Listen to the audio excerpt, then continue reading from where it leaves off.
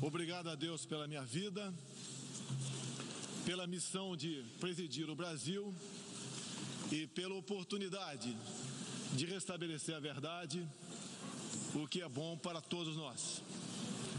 Senhor Presidente da Assembleia Geral, Tirani Mohamed Bandi, Senhor Secretário-Geral da ONU, Antônio Guterres, chefes de Estado, de governo e de delegação, senhoras e senhores, apresento aos senhores um novo Brasil que ressurge depois de estar à beira do socialismo. Um Brasil que está sendo reconstruído a partir dos anseios e dos ideais de seu povo. No meu governo, o Brasil vem trabalhando para reconquistar a confiança do mundo, diminuindo o desemprego, a violência e o risco para os negócios, por meio da desburocratização, da desregulamentação e, em especial, pelo exemplo. Meu país esteve muito próximo do socialismo, o que nos colocou numa situação de corrupção generalizada, grave recessão econômica, altas taxas de criminalidade e de ataques ininterruptos aos valores familiares e religiosos que formam nossas tradições. Em 2013, um acordo entre o governo petista e a ditadura cubana trouxe ao Brasil 10 mil médicos sem nenhuma comprovação profissional. Foram impedidos de trazer cônjuges e filhos. Tiveram 75% de seus salários confiscados pelo regime e foram impedidos de usufruir de direitos fundamentais como de ir e vir. Um verdadeiro trabalho escravo, acreditem. Respaldado por entidades de direitos humanos do Brasil e da ONU. Antes mesmo de eu assumir o governo, quase 90% deles deixaram o Brasil, por ação unilateral do regime cubano. Os que decidiram ficar se submeterão à qualificação médica para exercer sua profissão. Deste modo, nosso país deixou de contribuir com a ditadura cubana, não mais enviando para Havana 300 milhões de dólares todos os anos. A história nos mostra que já nos anos 60, agentes cubanos foram enviados a diversos países para colaborar com a implementação de ditaduras. Há poucas décadas, tentaram mudar o regime brasileiro e de outros países da América Latina. Foram derrotados. Civis e militares brasileiros foram mortos e outros tantos tiveram suas reputações destruídas, mas vencemos aquela guerra e resguardamos nossa liberdade. Na Venezuela, esses agentes do regime cubano, levados por Hugo Chávez, também chegaram e hoje são aproximadamente 60 mil que controlam e interferem em todas as áreas da sociedade local, principalmente na inteligência e na defesa. A Venezuela, outrora um país pujante e democrático, hoje experimenta a crueldade do socialismo. O socialismo está dando certo na Venezuela. Todos estão pobres e sem liberdade. O Brasil também sente os impactos da ditadura venezuelana. Dos mais de 4 milhões que fugiram do país, uma parte migrou para o Brasil, fugindo da fome e da violência. Temos feito a nossa parte para ajudá-los através da Operação Acolhida, realizada pelo Exército Brasileiro e elogiada mundialmente. Trabalhamos com outros países, entre eles os Estados Unidos, para que a democracia seja restabelecida na Venezuela, mas também nos empenhamos duramente para que outros países da América do Sul não experimentem esse nefasto regime. O Foro de São Paulo, organização criminosa, criada em 90 por Fidel Castro, Lula e Chávez, para difundir e implementar o socialismo na América Latina, ainda continua vivo e tem que ser combatido. Senhoras e senhores, em busca de prosperidade, estamos adotando políticas que nos aproximem de países outros que se desenvolveram e consolidaram suas democracias. Não pode haver liberdade política sem que haja também liberdade econômica. E vice-versa. O livre mercado, as concessões e as privatizações já se fazem presentes hoje no Brasil. A economia está reagindo ao romper vícios e amarras de quase 2 décadas de irresponsabilidade fiscal, aparelhamento do Estado e corrupção generalizada. A abertura, a gestão competente e os ganhos de produtividade são objetivos imediatos do nosso governo. Estamos abrindo a economia e nos integrando às cadeias globais de valor.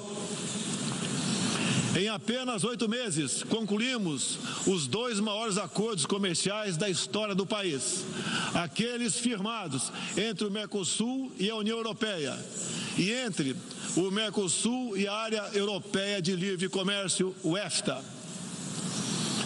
Pretendemos seguir adiante com vários outros acordos nos próximos meses. Estamos prontos também para iniciar nosso processo de adesão à Organização para a Cooperação de Desenvolvimento Econômico, OCDE. Já estamos adiantados, adotando as práticas mundiais mais elevadas em todos os terrenos, desde a regulação financeira até a proteção ambiental.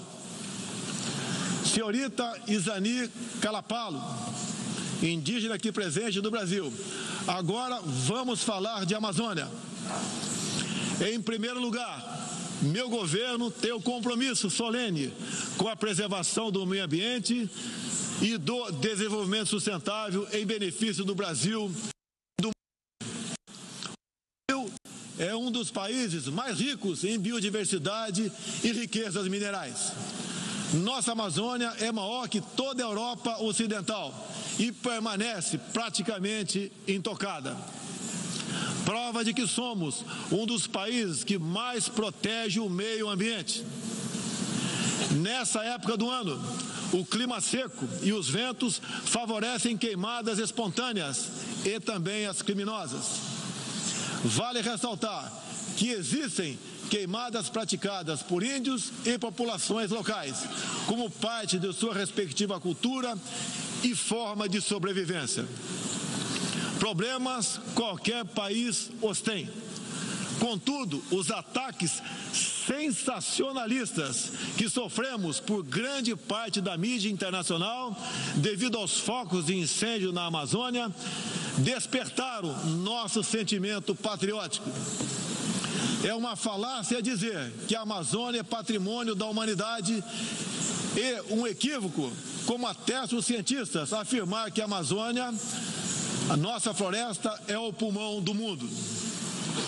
Valendo-se dessas falácias, um ou outro país, em vez de ajudar, embarcou nas mentiras da mídia e se portou de forma desrespeitosa com espírito colonialista. Questionaram aquilo que nos é mais sagrado, a nossa soberania. Um deles, por ocasião do encontro do G7, ousou sugerir aplicar sanções ao Brasil sem sequer nos ouvir. Agradeço àqueles que não aceitaram levar adiante essa absurda proposta. Em especial, o presidente Donald Trump, que bem sintetizou o espírito que deve reinar entre os países da ONU. Respeito à liberdade e à soberania de cada um de nós. Hoje, 14% do território brasileiro está demarcado como terra indígena, mas é preciso entender que nossos nativos são seres humanos, exatamente como qualquer um de nós. Eles querem e merecem usufruir dos mesmos direitos de que todos nós. Quero deixar claro, o Brasil não vai aumentar para 20% sua área já demarcada como terra indígena, como alguns chefes de Estado gostariam que acontecesse. Existe no Brasil 225 povos indígenas, além de referências de 70 tribos vivendo em locais isolados. Cada povo ou tribo com seu cacique, sua cultura, suas tradições, seus costumes e, principalmente, sua forma de ver o mundo. A visão de um líder indígena não representa a de todos os índios brasileiros. Muitas vezes, alguns desses líderes, como o cacique Raoni, são usados como peça de manobra por governos estrangeiros na sua guerra informacional para avançar seus interesses na Amazônia. Infelizmente, algumas pessoas de dentro e de fora do Brasil, apoiadas por ONGs, teimam em tratar e manter nossos índios como verdadeiros homens das cavernas. O Brasil agora tem um presidente que se preocupa com aqueles que lá estavam antes da chegada dos portugueses em 1500. O índio não quer ser latifundiário, pobre em cima de terra rica, especialmente das terras mais ricas do mundo. É o caso das reservas Yanomami e Raposa Serra do Sol. Nessas reservas existe grande abundância de ouro, diamante, urânio, nióbio e terras raras, entre outros. E esses territórios são enormes. A reserva Yanomami sozinha conta com aproximadamente 95 mil quilômetros quadrados, o equivalente ao tamanho de Portugal ou da Hungria, embora apenas 15 mil índios vivam nessa área. Isso demonstra que os que nos atacam não estão preocupados com o ser humano índio, mas sim com as riquezas minerais e a biodiversidade existentes nessas áreas. E para mostrar aos senhores que não existe uma autoridade única entre os índios, eu quero ler uma carta aqui de grande parte das comunidades indígenas endereçadas para os senhores. O grupo de agricultores indígenas do Brasil, formado por diversas etnias e com representantes por todas as unidades da federação, que habitam uma área de mais de 30 milhões de hectares do território brasileiro, vem respeitosamente perante a sociedade brasileira endossar apoio total e restrito à indígena Izani Calapalo, aqui presente, do Parque Indígena do Xingu, Mato Grosso, que a mesma possa, na Assembleia das Nações Unidas, em Nova York, Estados Unidos, externar toda a realidade vivida pelos povos indígenas do Brasil, bem como trazer à tona o atual quadro de mentiras propagado pela mídia nacional e internacional, que insistem em fazer dos povos indígenas do Brasil uma reserva de mercado sem fim, atendendo interesses estrangeiros de países que ainda enxergam no Brasil uma colônia, sem regras e sem soberania. O Brasil possui 14% do seu território nacional regularizado como terras indígenas e muitas comunidades estão sedentas para que o desenvolvimento dessa parte do Brasil finalmente ocorra sem amarras ideológicas ou burocráticas. Isso facilitará o alcance de uma maior qualidade de vida nas áreas do empreendedorismo, saúde e educação. Uma nova política indigenista no Brasil é necessária. O tempo urge. Medidas arrojadas podem e devem ser incentivadas na busca pela autonomia econômica dos indígenas. Certamente que, se um conjunto de decisões vier nesse sentido, poderemos vislumbrar um novo modelo para a questão indígena brasileira. Um novo tempo para as comunidades indígenas é fundamental. A situação de extrema pobreza em que se encontram, sobrevivendo tão somente do Bolsa Família e de cestas básicas, nunca representou dignidade e desenvolvimento.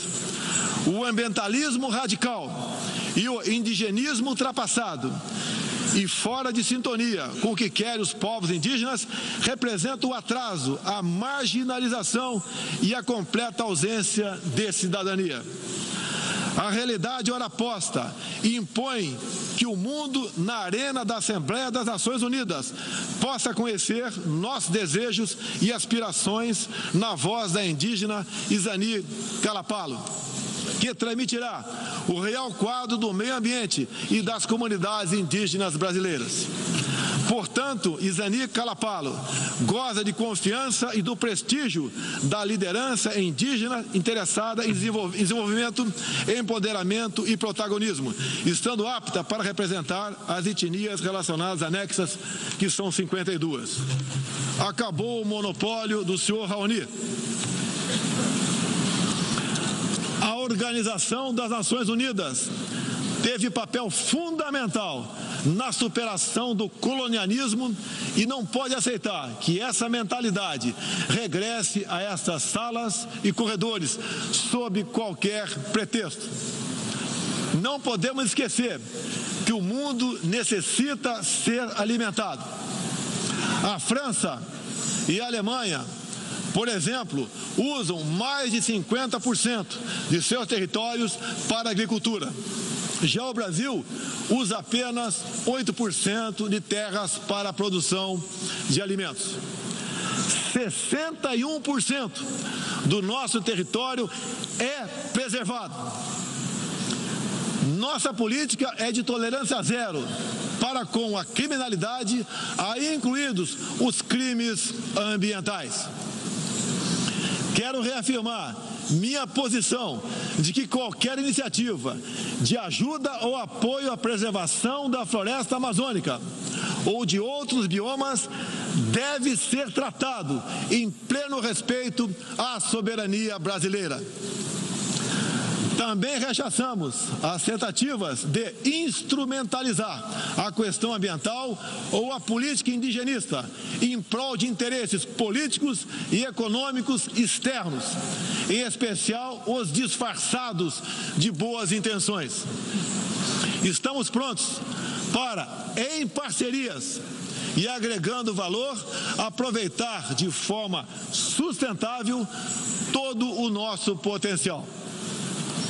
O Brasil reafirma seu compromisso intransigente com os mais altos padrões de direitos humanos, com a defesa da democracia e da liberdade de expressão religiosa e de imprensa.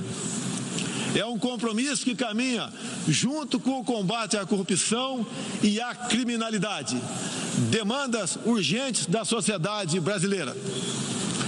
Seguiremos contribuindo dentro e fora das Nações Unidas para a construção de um mundo onde não haja impunidade, esconderijo ou abrigo para criminosos e corruptos. Em meu governo, o terrorista Cesare Battisti fugiu do Brasil, foi preso na Bolívia e extraditado para a Itália. Outros 3 terroristas paraguaios e um chileno que viviam no Brasil como refugiados políticos também foram devolvidos aos seus respectivos países. Terroristas, sob disfarce de perseguidos políticos, não mais encontrarão refúgio no Brasil. Há pouco, presidentes socialistas que me antecederam desviaram centenas de bilhões de dólares, comprando parte da mídia e parte do parlamento. Tudo por um projeto de poder absoluto.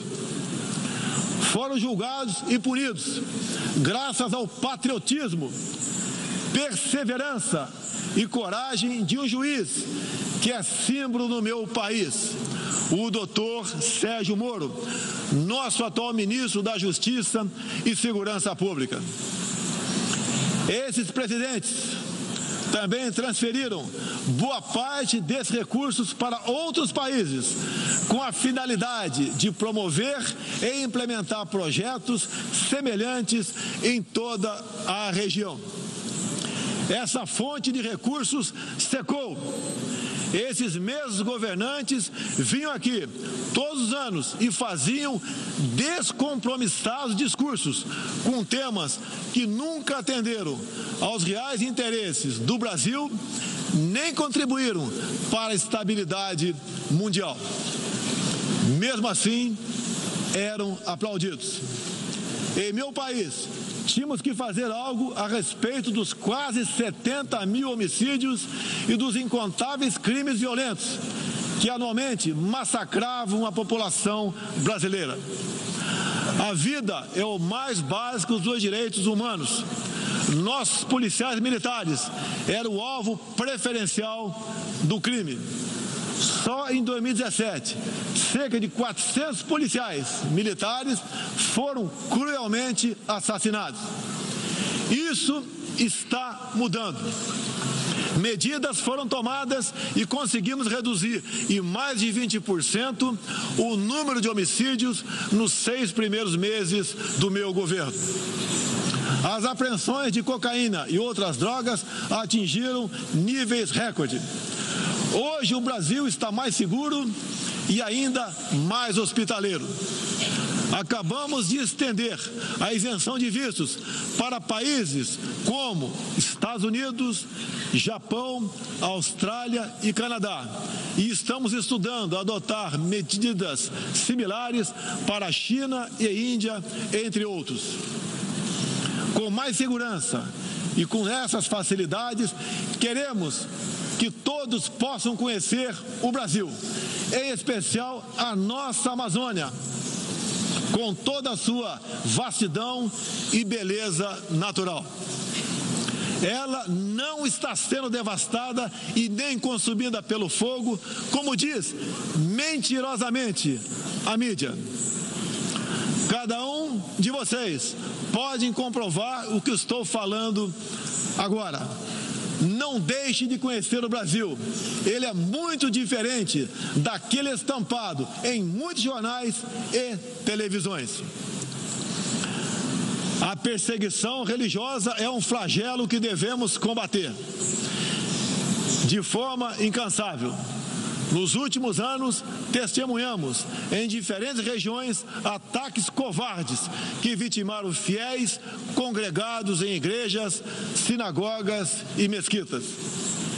O Brasil condena energicamente todos esses atos e está pronto a colaborar com outros países para a proteção daqueles que se veem oprimidos por causa de sua fé. Preocupam o povo brasileiro, em particular a crescente perseguição, a discriminação e a violência contra missionários e minorias religiosas em diferentes regiões do mundo. Por isso, apoiamos a criação do Dia Internacional em memória das vítimas de atos de violência baseados em religião ou crença. Nessa data, recordaremos anualmente aqueles que sofrem as consequências nefastas da perseguição religiosa. É inadmissível que em pleno século XXI, com tantos instrumentos, tratados e organismos com a finalidade de resguardar direitos de todo tipo e de toda sorte, ainda haja milhões de cristãos e pessoas de outras religiões que perdem sua vida ou sua liberdade em razão de sua fé. A devoção do Brasil à causa da paz se comprova pelo sólido histórico de contribuições para as missões da ONU. Há 70 anos, o Brasil tem dado contribuição efetiva para as operações de manutenção da paz das Nações Unidas. Apoiamos todos os esforços para que essas missões se tornem mais efetivas e tragam benefícios reais e concretos para os países que as recebem. Nas circunstâncias mais variadas, no Haiti, no Líbano, na República Democrática do Congo, os contingentes brasileiros são reconhecidos pela qualidade de seu trabalho e pelo respeito à população, aos direitos humanos e aos princípios que norteiam as operações de manutenção de paz. Reafirmo nossa disposição de manter contribuição concreta às missões da ONU, inclusive no que diz respeito ao treinamento e à capacitação de tropas, área em que temos reconhecida experiência.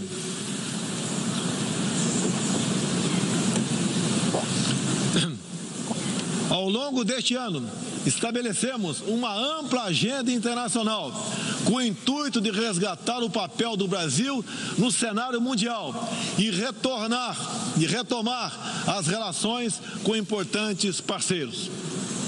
Em janeiro, estivemos em Davos, onde apresentamos nosso ambicioso programa de reformas para investidores de todo o mundo. Em março, visitamos Washington, onde lançamos uma parceria abrangente e ousada com o governo dos Estados Unidos em todas as áreas, com destaque para a coordenação política e para a cooperação econômica e militar. Ainda em março, estivemos no Chile, onde foi lançado o ProSul, importante iniciativa para garantir que a América do Sul se consolide como um espaço de democracia e de liberdade. Na sequência, visitamos Israel, onde identificamos inúmeras oportunidades de cooperação, em especial na área de tecnologia e segurança. Agradeço a Israel o apoio no combate aos recentes desastres ocorridos em meu país. Visitamos também um de nossos grandes parceiros no Cone Sul, a Argentina, com o presidente Maurício Macri e nossos sócios do Uruguai e do Paraguai, afastamos do Mercosul a ideologia e conquistamos importantes vitórias comerciais, ao concluir negociações que já se arrastavam por décadas. Ainda este ano, visitaremos importantes parceiros asiáticos, tanto no Extremo Oriente quanto no Oriente Médio. Essas visitas reforçarão a amizade e o aprofundamento das relações com Japão, China, Arábia Saudita, Emirados Árabes e Catar.